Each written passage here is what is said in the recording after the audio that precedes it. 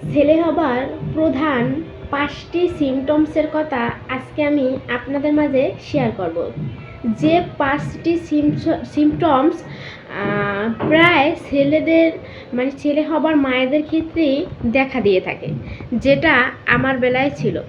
তো আজকে আপনারা অবশ্যই কিন্তু সেই 5টি সিমটমস বিষয়ে বিস্তারিত বিষয় জানতে পারবেন যারা নতুন আছেন। হ্যালো ভিউয়ার্স, আসসালামু আলাইকুম, welcome back to my channel. তো শুরুতে আমি একটা কথা বলতে চাই, সেটা হচ্ছে আপনারা যারা নতুন আছেন তারা অবশ্য জানেন না, যারা আগে থেকে ভিডিও দেখেন তারা তো জানেন যে আল্লাহর রহমতে আমার ছেলে এবং মেয়ে দুটোই আছে। আর আমি আমার এই ছেলে মেয়ে হবার নিজস্ব ব্যক্তিগত সিমটমসগুলো আরও বিভিন্ন বিষয়গুলো আপনাদের এখানে শেয়ার করে থাকি। আপনারা কিন্তু অবশ্যই তা দেখতেছেন বা দেখে থাকেন। তো আমি কিন্তু অন্য কারো বিষয় কিন্তু নিয়ে শেয়ার করি না, আমি একান্তই আমার ব্যক্তিগত সিমটমস বা লক্ষণগুলো বা সব কিছু শেয়ার করে থাকি। তো গর্ভাবস্থায় কিন্তু আসলে অনেক ধরনের সিমটমস বলেন বা লক্ষণ বলেন দেখা দিয়ে থাকে। তার ভিতরেও কিন্তু আছে কিছু কিছু সিমটমস বা লক্ষণ যেগুলো স্পেশালি ছেলে বা মেয়েদের ক্ষেত্রে বেশিরভাগ হয়ে থাকে। মানে ছেলে বাবুর ক্ষেত্রে বা মেয়ে বাবুর ক্ষেত্রে কিছু কিছু সিমটমস আছে যে বেশি দেখা দিয়ে থাকে, বেশি মায়েদের ক্ষেত্রে দেখা দিয়ে থাকে। সেরকমেরই 5টা লক্ষণ আমি আজকে আপনাদের মাঝে শেয়ার করব, যে 5টি লক্ষণ আমার ভিতরেও ছিল এবং আমার পরিচিত আরও অনেকের ভিতরেও ছিল। যেহেতু আমি জানতাম না আসলে আমার গর্ভের সন্তানটি কি, তখন কিন্তু আমি আমার রিলেটিভ বা পরিচিত যে যে কয়জন ব্যক্তি ছিল ছেলে বাবুর মা, তাদের কাছে প্রশ্ন করছিলাম আসলে তোমাদের কি এরকম ছিল কি না। তখন কিন্তু তাদের মুখেও কিন্তু এরকম বিষয়টা আমি শুনেছি, যেগুলো আজকে আমি আপনাদের মাঝে শেয়ার করে থাকবো। তো প্রথমত 1 নাম্বার আমি যেটা বলতে চাই সেটা হচ্ছে মর্নিং সিকনেস। মর্নিং সিকনেসটা কি? আসলে সকালের খারাপ লাগার বিষয়টা, বমি বমি ভাব, এবং এই মর্নিং সিকনেসটা কিন্তু সকাল থেকে রাত পর্যন্তই হয়ে থাকে। বিশেষ করে বমি হওয়ার যে বিষয়টা, ক্লান্তির যে বিষয়টা, মাথা ঘোরানোর যে বিষয়টা, এটা কি মূলত মর্নিং সিকনেস বলে। এই মর্নিং সিকনেসটা একদমই থাকে না, আর থাকলেও খুবই কম থাকে। আসলে এই মর্নিং সিকনেসটা কিন্তু আমার মেয়ের বেলায় প্রচুর পরিমাণে ছিল, আর ছেলের বেলায় ছিল না বললেই চলে। মাঝে মধ্যে আমার মনে হতো যে আসলে আমি কি প্রেগনেন্ট, আমার তো মনে হয় না, এরকম কোনো ফিলিংসই ছিল না।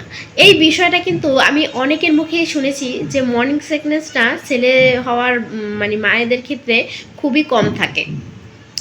তো আপনারা আসলে ট্রাই করে দেখতে পারেন যে এগুলো আসলে যে সত্য হয় কিনা আপনাদের বেবি হওয়ার পর, বা নিজেদের সিমটমসের সাথে মিলিয়ে দেখতে পারেন। নাম্বার 2, শরীরের বিভিন্ন স্থান কালো হয়ে যাওয়া, যেটা কিন্তু আমার বেলায় ছিল। তো অনেক ছেলে হওয়ার মায়েদের মুখেই শুনেছি যে শরীরের বিভিন্ন স্থান, যেমন গলা, তারপর হাতের কনুই, বগল, তারপর তলপেট, এরকম বিভিন্ন স্থান প্রচুর পরিমাণে কালো হওয়া, এটাও কিন্তু আমি অনেকের মুখেই শুনেছি। নাম্বার 3, নাম্বার 3তে আমি যেটা বলবো সেটা হচ্ছে আপনার শরীরের যে গঠন চেঞ্জ হওয়ার যে ব্যাপারটা, মানে আপনার ফেস কাটিং দেখা যায় ফ্যাকাশে টাইপের হওয়া, শুকনো টাইপের হওয়া, মানে মরাটে টাইপের দেখানো, মানে ফ্যাকাশে ফ্যাকাশে একটা ভাব আসা শরীরের ভিতর। তবে এটা কিন্তু অনেক সময় মেয়ে হওয়ার মায়েদের ক্ষেত্রেও হয়, তবে ছেলে হওয়া মায়েদের ক্ষেত্রে কিন্তু একটু বেশি হয়, যেটা আমার বেলায় ছিল।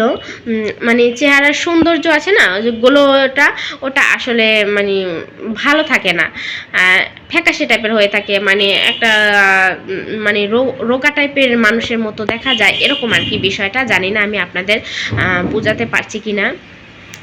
নাম্বার 4, ঝাল খাবার প্রতি বেশি আকর্ষণটা থাকে, মানে ঝাল জাতীয় কিছু খাবার খাওয়ার প্রতি বেশি, যে কোনো ঝাল খাবার বা টক, এই এই এই দুটো খাবারের প্রতি প্রচুর পরিমাণে আকর্ষণটা থাকে যাদের ছেলে হয় তাদের।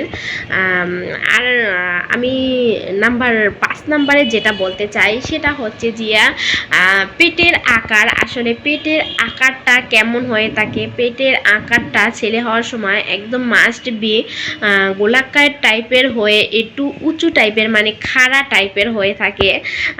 আর মেয়ে হবার সময় এটা একদম মিশ টাইপের হয়ে থাকে, মানে কোনো উঁচু নিচু থাকে না।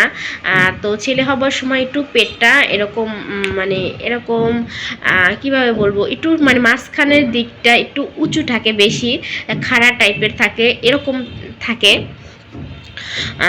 তো ভিউয়ার্স, আমি যেটা মনে করি আসলে সবার মানে প্রেগনেন্সির সিমটমস আসলে একরকমের হয় না, তবে দেখা যায় কিছু কিছু সিমটমস আছে বা লক্ষণ আছে যেগুলো আসলেই কিন্তু বিশ্বাস করার মতো বা বিশ্বাস করা যায়। যেহেতু আমাদের দাদি নানিরা কিন্তু এরকম শরীরের সিমটমস বা শরীরের পরিবর্তনশীলতা লক্ষণগুলো দেখে কিন্তু আসলে তারা বলতো ছেলে হবে না মেয়ে হবে, আর সেটা কিন্তু হতো। তো এরকম কিছু কিছু মানুষের ক্ষেত্রে আসলে এই সিমটমসগুলো মিলে যায় বা হয়। আমি বুঝেছিলাম যে আমার এবার ছেলে হবে, কারণ আমার মেয়ে হবার সময় যে লক্ষণগুলো শরীরের যে পরিবর্তনশীলগুলো ছিল সেটা আসলে ছেলে হবার সময় ছিল না, যার কারণে আমি পুরোটাই বুঝতে পারছি।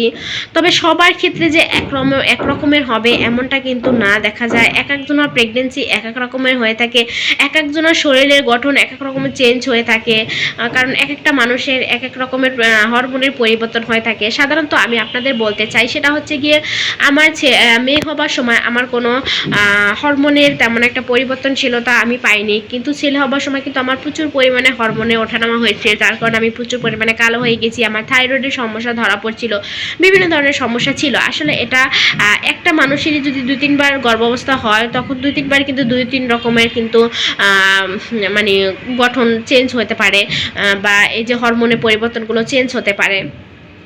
তো আসলে আমার এই চ্যানেলটিতে কিন্তু ছোট ছোট আকারে অল্প অল্প টাইমের কিন্তু এই ছেলে হবার এবং মেয়ে হবার বিভিন্ন ধরনের সিমটমস দেওয়া আছে।